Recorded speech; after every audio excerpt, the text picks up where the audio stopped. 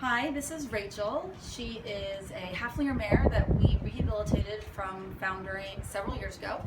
She's been in EasyShoes for the last 2 years, and she's going to help us demonstrate today using EasyShoe Performance in a weight-bearing method. We're going to use a Performance with a spacer that we've glued and screwed in, and Equilox glue with some dental impression material for frog support. We've already done our scuffing, torching, just like you would do for any EasyShoe application. And we've also applied fungicide to any separations or any suspicious areas. Because we're using Equilox, we can do that.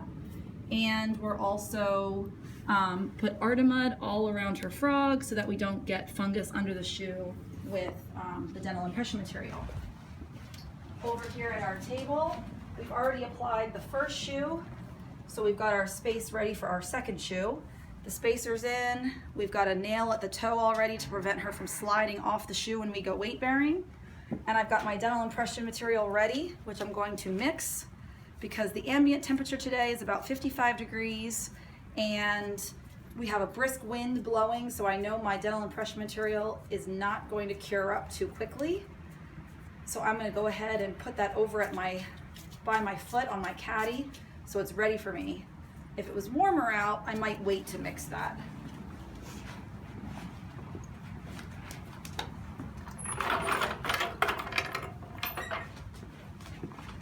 I'm ready to apply my glue to the shoe. So I'm gonna make sure my glue is clear. Apply my tip.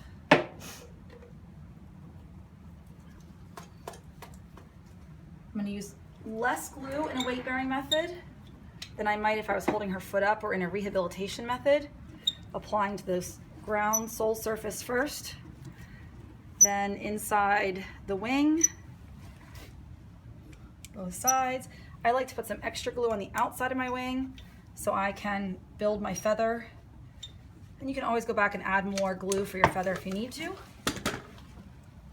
I'm going to take my shoe liner out. That's a glue dam that prevents the glue from getting onto the sole under the coffin bone, but the dental impression material does the same job, so it's a little bit redundant. Spreading my glue to make sure that my holes are filled in my wing, taking it out of the inside of my wing a little bit. I don't need too much in there. And I'm also feeling my glue for how quickly is it curing. If you're using a weight-bearing method, you want your glue pretty liquid, not curing up, so that when you go weight-bearing, it's not setting up already. Okay, I'm ready to walk over to my foot.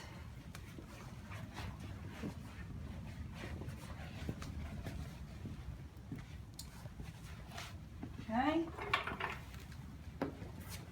Pick my foot up.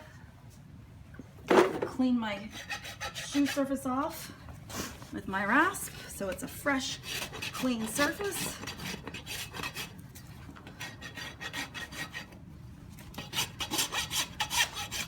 This foot has a bit of a rotation to it, which we've accommodated for in the trim.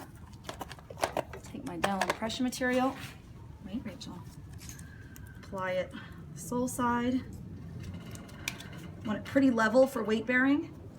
I'm not looking to build any height or any mass with this, keeping my dental impression material out of my glue surface area. Now apply, Rachel, wait. Apply my shoe, pressing down firmly. I like to take this glove off so I don't make a mess of her leg. Wait, Rachel. And down and start smoothing.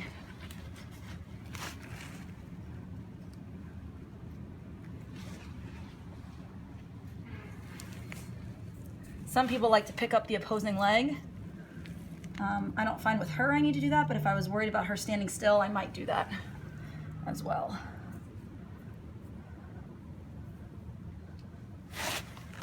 I'm focusing on making sure that all of my glue attachment areas are well attached. And I'm getting a good feather all the way around. My heel attachment area is solid on both sides. And then I will adjust my dental impression material. If I have extra, that's okay.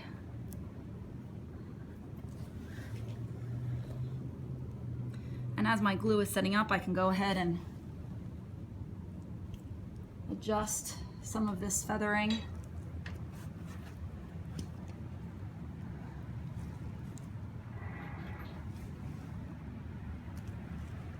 And yes, it looks like a mess right now, but it cleans up quite well.